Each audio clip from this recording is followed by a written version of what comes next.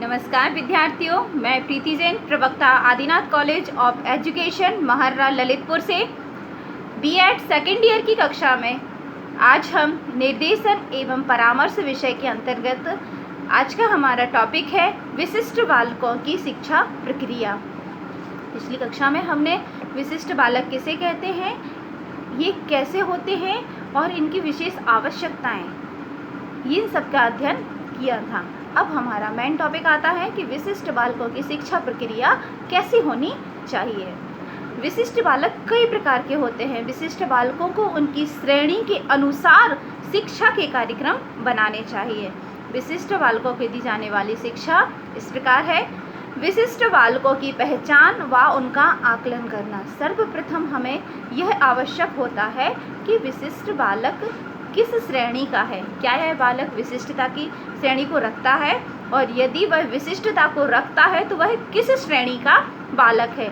इसके परिणाम स्वरूप वे अपनी कार्य क्षमताओं और प्रतिभाओं का विकास कर पाए, जिसके कारण अधिकांश जो बाधित बालक होते हैं वो विद्यालय व समाज में बिना पहचाने ही रह जाते हैं। वे स्कूल जाते हों या अथवा नहीं जाते हों, कई बार हम विशिष्ट बालकों की पहचान कर ही नहीं पाते हैं।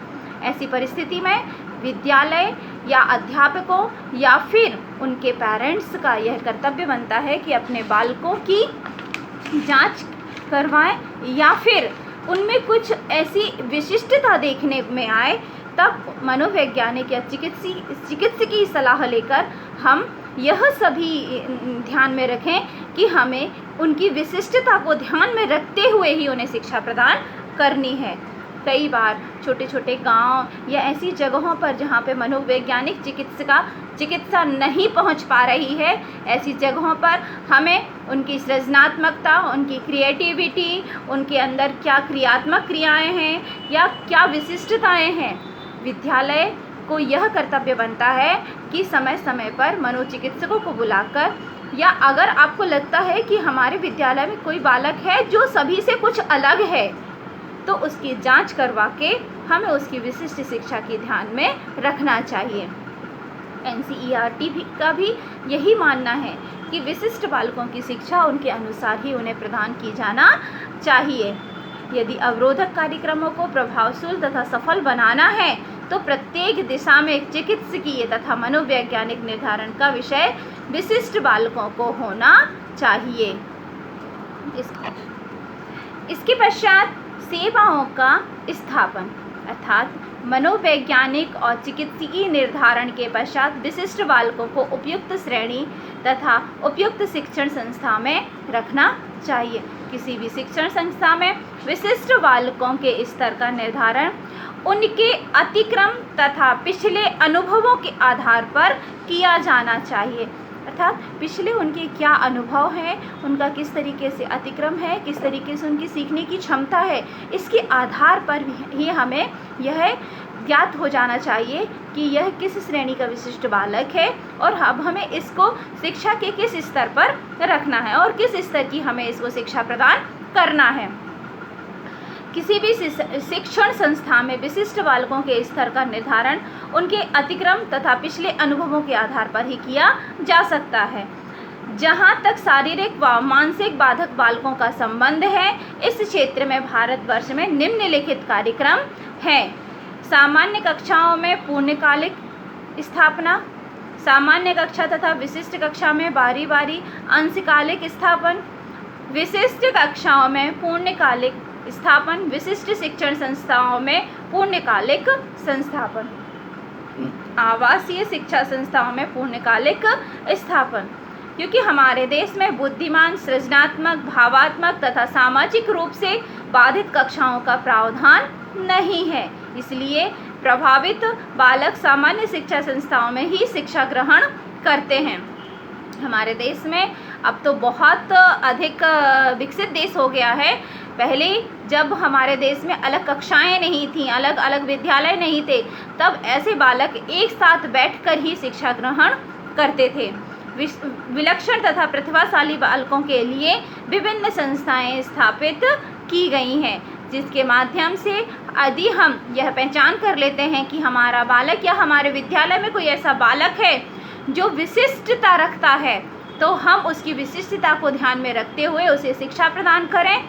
और यदि हम अपने विद्यालय में, हम अपने आसपास के माहौल में उसकी विशिष्टता को ध्यान में रखते हुए शिक्षा नहीं दे पा रहे हैं, तब हमारा यह कर्तव्य बनता है कि उसके विशिष्टता को देखते हुए विशिष्ट संस्थाओं में उसका दाखिला कराएं। वैयक्तिक पर बल, उसकी व्यक्तिगत क्षमता पर बल। विशिष्ट बालक एक विषमांगी समूह बनाते हैं, अर्थात विशिष्ट बालक विभिन्न प्रकार के होते हैं, विभिन्न श्रेणियों में वर्गीकृत कराए जाते हैं। प्रत्येक श्रेणी के बालकों की अपनी विशेषताएं होती हैं। बालकों के विशिष्ट समान गुणों के परिणाम को विचार करते हुए विभिन्न समूहों में भी बांटा जा सकता है।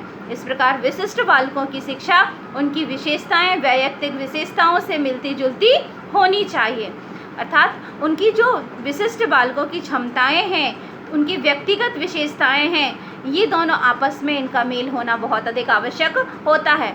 वास्तव में प्रत्येक विशिष्ट बालक की मनोवैज्ञानिक और वैयक्तिक बालकों की शिक्षा का आधार ही होना चाहिए। नेक्स्ट है अधिगम पर बल। यह आवश्यक नहीं है कि बालक किसी कार्य को उसी प्रकार से सीखे जैसे अध्यापक सिखाते हैं। प्रत्येक बालक का सीखने का अपना अपना एक अलग तरीका होता है। जो इस तरीके से अध्यापक सिखा रहा है, जरूरी नहीं बिल्कुल वैसे के वैसे ही बालक वह सीख जाए, क्योंकि वर्तमान शिक्षा में अनेक अपेक्षा अधिगम पर अधिक जोर दिया जाने लगा है। अध्यापकों को इस प्रकार बालकों को शिक्षा देना चाहिए कि बालक सबसे अच्छा अधिगम ग्रहण कर सके।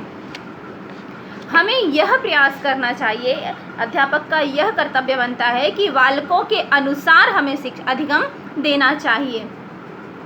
अध्यापकों को इस प्रकार से शिक्षा देना चाहिए जिससे कि उसका अच्छे से अच्छा अधिगम वह ग्रहण कर सके। शिक्षा की अपेक्षा अधिगम पर विशेष जोर देना चाहिए। आवश्यक नहीं कि हम एक दिन में 10 या 5 या अधिक से अधिक चीज़ों को सिखा सकें।